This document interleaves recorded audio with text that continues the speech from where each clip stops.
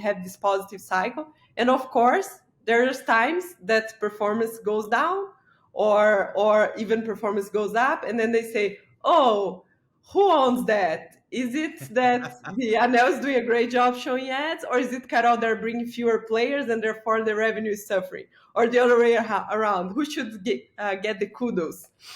Success has 1,000 fathers. Failure is an orphan. That's what they say. Yeah.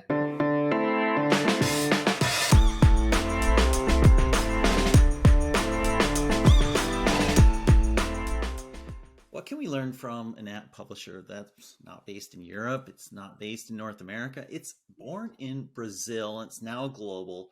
They've got multiple game development studios and over 3 billion app installs.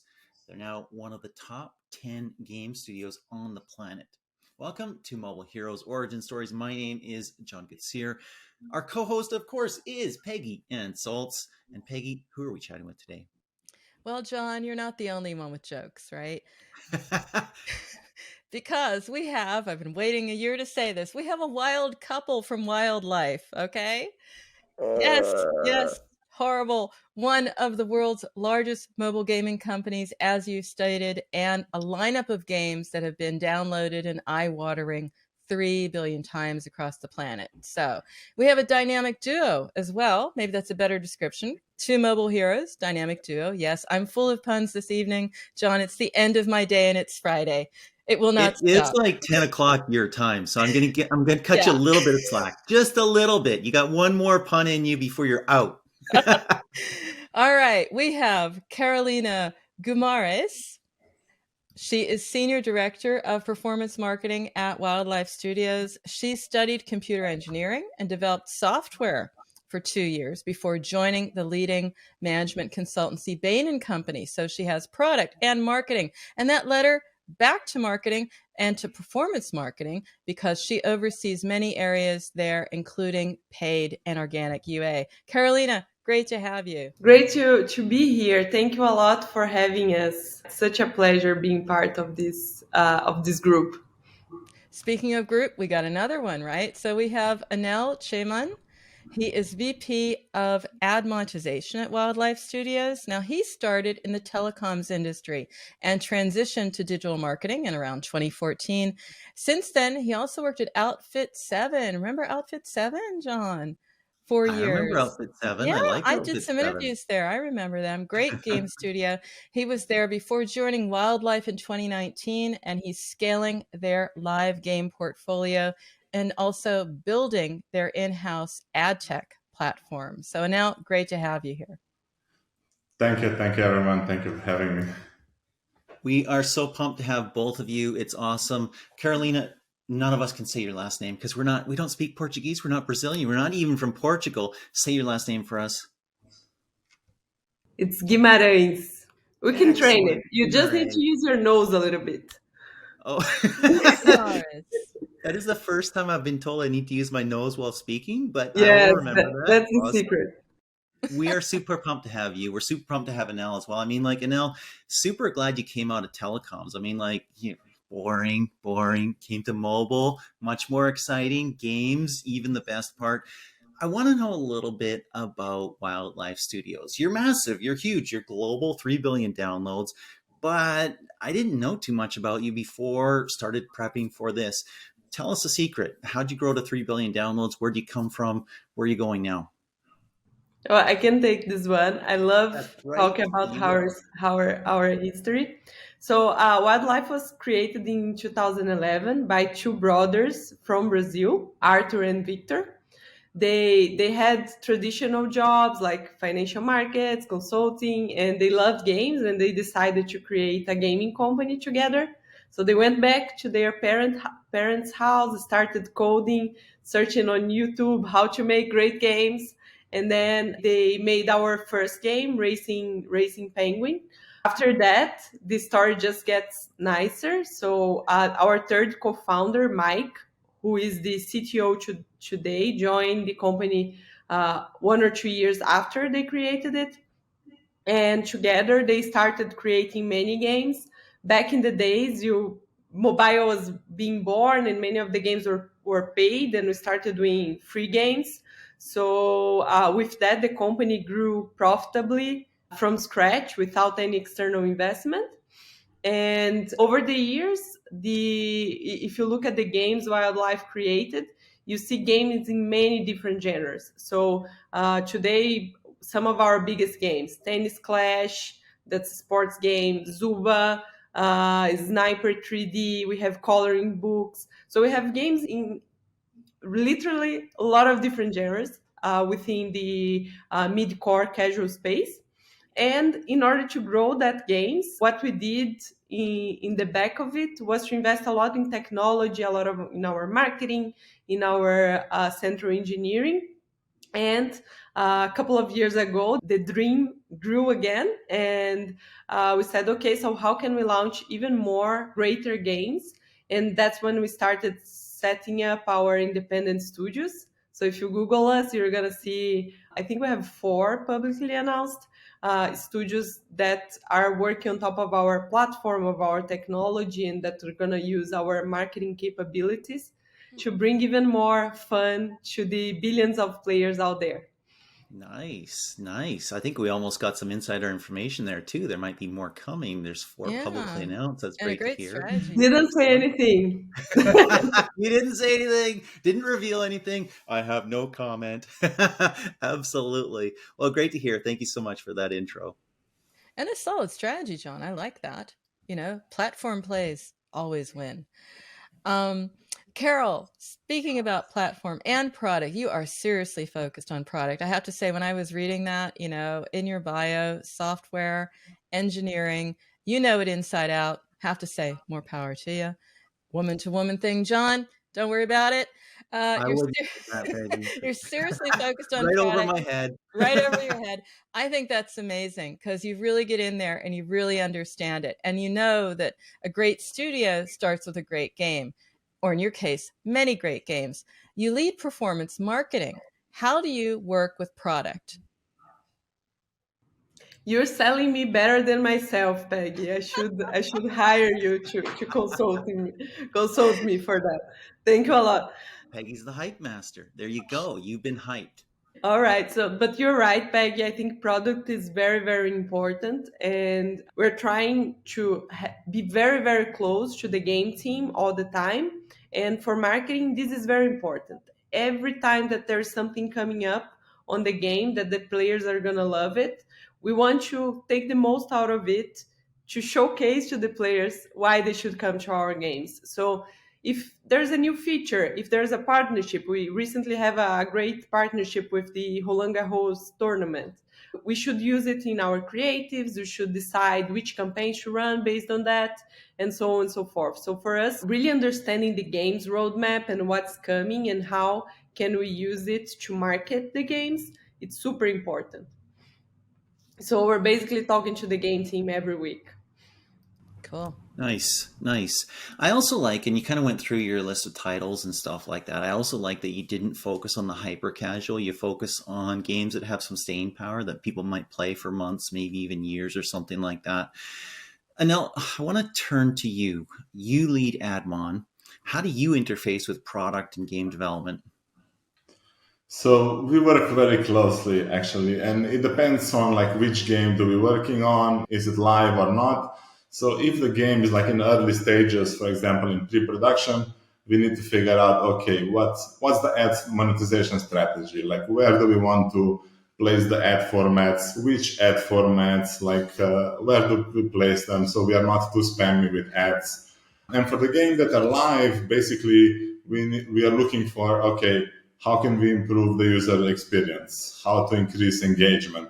What are like some of the opportunities? So like we need to work with game teams like very closely. And I think what's unique to Wildlife is because we have like so many different genres, you're working on like very different strategies for each game. So you need to like tailor made the experience for each game basically. And this is like the most fun part of the job. Interesting. And that'll serve you well because as Peggy asked earlier, and you talked about, you're building a platform, right, for many studios that Carol was talking about. So that is really interesting. You're going to get good at a lot of different genres, not just one. keeps the job interesting, as you said, and improves your skills. Yeah, for sure. I described you as a dynamic duo, but I'd like to understand a little bit more about that interplay because, he wants to show ads. You want to make an ad experience. How does that work? What does each of you focus on in that relationship? What makes it work for you? Oh, that's great, Peggy. So our activities, they are very independent. So we could spend weeks without talking to each other in a sense, because I'm in one side of the activity that is I'm trying to show ads out there, and Anel is trying to get people to show ads within our games. We can run very independently without needing each other's to do our jobs. But I think the nice part is how we can learn from each other, because from time to time, first of all, there is a positive cycle. If Anel does a great job at showing ads and bring more revenue to the game, our games is worth more, so I can pay more to show ads in other places. And I bring more players. With more players, Anel can show more ads, and that cycle reinforces itself. So in that sense, there's a lot of opportunity to learn from each other. So he can tell me, oh, which types of segments of devices or players are doing really well with ads, so I can use it on my end to try to bring more of those players. So we have this positive cycle. And of course, there's times that performance goes down, or even performance goes up, and then they say, oh, who owns that? Is it that the Anel is doing a great job showing ads, or is it Carol they're bringing fewer players and therefore the revenue is suffering, or the other way around? Who should get the kudos? Success has 1,000 fathers. Failure is an orphan. That's what they say. Yeah. So yeah, that when that happens, when we have to explain performance, the good news is that data is always our guru. So we go back to the data, we study it, and we most of the time can get you an answer. Cool. The single source of truth wins in the end. And it helps in any discussion, any debate. Anel, what does that look like for you from your perspective? What makes this relationship work, and how does it work? What makes it successful? Yeah, so very similar what Carol said, right? Like we are trying to reinforce the flywheel effect. So if I can extract the maximum value out of our games without hurting user experience, like the LTV will go up, right? So then she can use that to buy more users. And then on my side, basically, we can translate that also with collaboration. For example, if something works well on my side, I can say, Carol, okay, like this segment or this country or this ad format works really well. Maybe try and target that specific segment on your end, right? So there's like a collaboration in that sense. And then other than that is we try to play a lot of games, right? Like just playing a lot of competitors, figure out how everything works, who is doing well, who is doing bad, and then like learn from that and figure out how we want to use that in our games. That makes a lot of sense. I like playing games. That's fun, and you learn a lot, and you also see a lot of what other people are doing, and you also see all the errors and mistakes in your own when you do that sort of thing. And now, what's the biggest challenge you two have faced? I think the biggest challenge is probably getting this flywheel effect to work, right? Like, so getting a high enough LTV so you can buy profitably, so you can grow the user base. I think that's like the biggest challenge for any game studio. Like specifically on the ad monetization side, the biggest one is how to find balance between how much ads do you show and the user experience, right? So not to show too much ads so you hurt user experience, which formats do you use, what frequency, and then finding a sweet spot, for example, for the price, right? If you charge too much, you won't get filled. If you like price it too low, then you're like leaving money on the table, right? So like how do you find this balance globally in all segments, in all formats, on like millions of users, right? So I think that's the hardest part. And one more thing there, Anel, what's your biggest time suck? You're big on automation, right? What have you been able to automate in user acquisition and ad monetization? Yeah, so I think we are in a good position because we have our own in-house ad tech platform. So that means we have a lot of flexibility to do things in-house.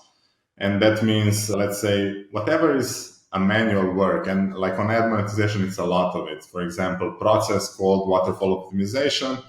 A lot of it is like very tedious task. It's manual. It's like time consuming.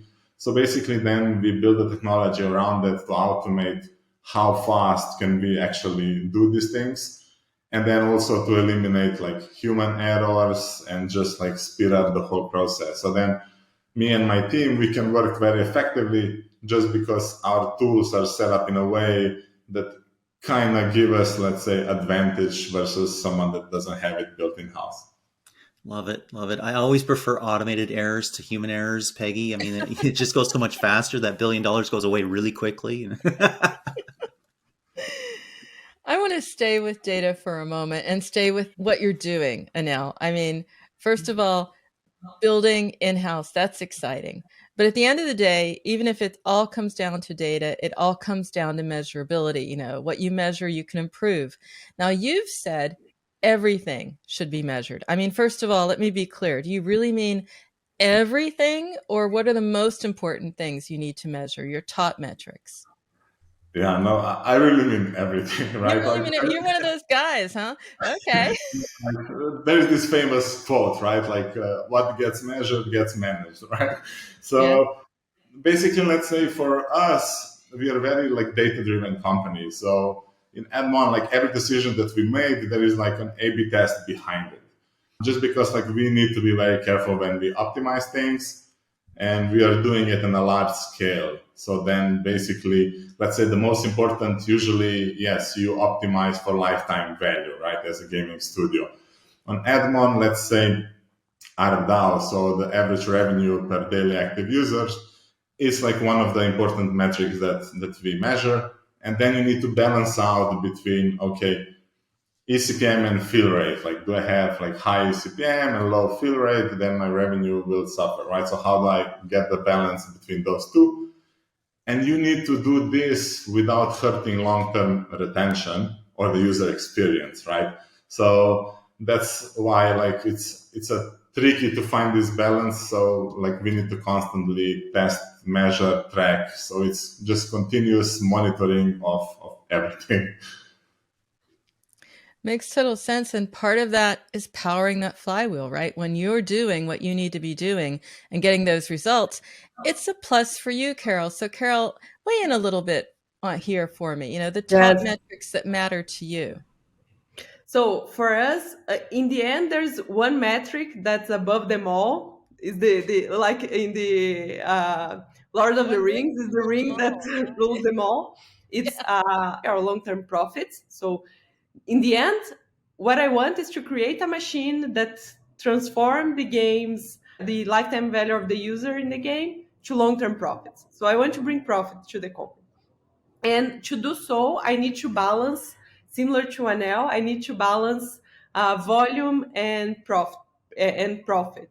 So if I increase bids, I can bring more users in, but then I can start paying more for each user. So how do I find that balance that when should I stop? When I'm at the highest absolute profit that I can bring to the company, and I should stop increasing bids. So, and this is the challenge, and this is the part that we're always measuring, trying new things, trying a different angle, trying a different segment, so that we can build this growth machine. Pretty funny to hear that. That's pretty amazing. I love it. I had to think though when you're saying, you know, you're trying to build a machine to maximize profit, to maximize profitability. I mean, have you considered counterfeiting? Oh my God. No, man, just print the cash. Okay, joke. If any government's listening, that's just a joke. No, nothing going on here. Carol, let's stick with you. You've got to work with a lot of partners in user acquisition. You got to work with a lot of ad networks, DSPs, whatever it might be. How do you do that effectively? Oh, that's a great one. So the key word there is partner. And I think the nice thing is that both of us have a very similar goal, that is to grow. and to scale the activity. So for me, one of the most useful things is the frequent meetings that we have on results. So each quarter we stop and look back on what went well, what didn't went well, what other people in the industry are doing that we could do as well. And then on a weekly basis, we have these goals that we want to improve. On a weekly basis, we work tactically on that with our partners. And for me, the key of doing this partnership well is that it should be two ways. So I expect the partners to come prepared to those meetings, to bring a presentation that's tailored to our needs, to our activity. And at the same time, I expect my team and myself to come prepared to this meeting as well with nice questions, telling them that's how we see your activity compared to other networks. That are the things that we want to hear about, and so that we can both take the most of out of this time together. Well, what we've learned here today, Peggy, is that Carol's not a Buddhist, because the key to happiness is not having expectation, right? So you've got high expectations for your partners. So that's wonderful. That's great. What about you, Anel? You've got partners too, right? You've got to sell ads. How does it work for you? Yeah, it's very similar. So for us, like, the partners are really important, because let's say first we need to integrate them into our system so they're able to buy ads from us. And then we need to work really closely with them, because let's say on our side, we only see half of the picture, right? Like, we don't know who the advertisers are behind it, how much they're paying, what are the prices, right? So we are doing what would be called price exploration, like where do we balancing out. So then basically we need to work weekly with them. It's like, okay, where are you, for example, in a waterfall? Like, this is performing well or not? Like, can we increase the price? Can we reduce it? Like, where can we get, let's say, where can we tap additional pockets of revenue? So to balancing out. And this is just ongoing thing, and having long-term partners, and also, let's say, verified partners, or partners that are trustful, right? Because we have also a lot of fraud in the industry, or let's say, technical problems and so on. So we need to be careful who do we work with, and we are always looking for long-term partnership where we can scale through time and then build on the relationship. I like that long-term partnership, because that's different from what it was for so many years. And actually, both of you are saying the same thing. You come to these meetings, Carolina, prepared to ask questions. He's prepared to work with partners and answer their questions to have a long-term relationship. I want to go to something entirely different now. You're mobile heroes. That's why you're on the show. But hey, you are also characters in a comic book. And that is pretty exciting. So now it's like a whole different realm here. Tell us about that. Tell us about what it was to see. Well, I'll give it away a little bit, and we'll see it in visual anyway. Anel, a lion with claws, that is so cool, I have to say. Yeah, no, I think that's really awesome, because when you're a kid, right, you want to be a superhero, right? And then it's good when you see, for example, a comic book with, so my superhero is called Lionel, right? So it's kind of lion, my spiritual animal, and then he's flying a kite and jumping all over the place, and because kite surfing is one of my passions. So this was really cool and fun to see. And yeah, my superhero is already flying with me, because I put the stickers that I got from the amazing team at Liftoff on my suitcase. So now I can identify my suitcase on the airport, and he's flying with me. That is so cool. I love it. I love these stories, John, when people are, they're mobile heroes, and it's like, hey, this really made my life. He's got stickers. You won't lose him at the airport. Carolina, you have a different type of character. Tell me about that. It has something to do with your inner self. What's the thing with the brush? Yeah, so the funny story is that they asked us, oh, tell me some fun facts about you. We're going to have a surprise. And then I didn't put so much filter on it. And I said, okay, I like to do this stuff, etc. And then the brush is because I've been doing a lot of watercolor in my free time. So now my superpower is my magical brush. And it was so funny to look at the comics book. Half of me was like, oh my God, one day I'm going to tell my kids that I am a superhero. I made it. And then the other half of me are thinking about, oh my God, all my coworkers are seeing my sticker. I'm so embarrassed. Those teenager feelings that you're being exposed. But it was very fun. I love it. Love it. That is so cool. Peggy, give us some context. What is this comic book? When is it coming out?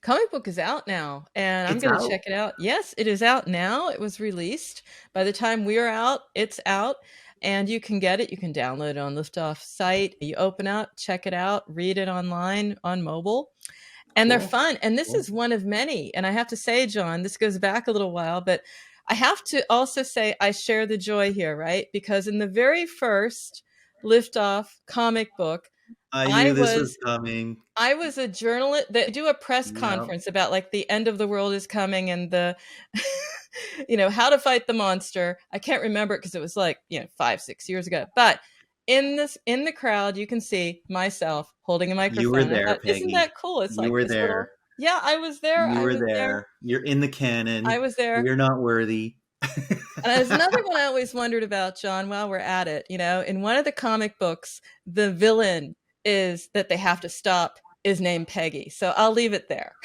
Ooh. Maybe I wasn't in the comic book. Maybe how you're many Peggy's, Good side, bad side. That's it. Okay, we have to draw this Just to a having close. some fun, John. Exactly. We have to draw this to a close because, it's like, I don't know, 10 p.m. or some awful hour for Anel in Cyprus and Peggy in Germany. So we got to do it. Even though Carol and I are having a great time, it's still our morning I'm Pacific time zone. It's the great time of the show where we try and get our guests fired. Well, not quite exactly, but we do ask them for their least censored or most uncensored take on anything in mobile advertising and mobile marketing. Carol, let's start with you. What is your least censored take on something in mobile ad tech, mobile gaming, mobile marketing? Oh my God, this is hard.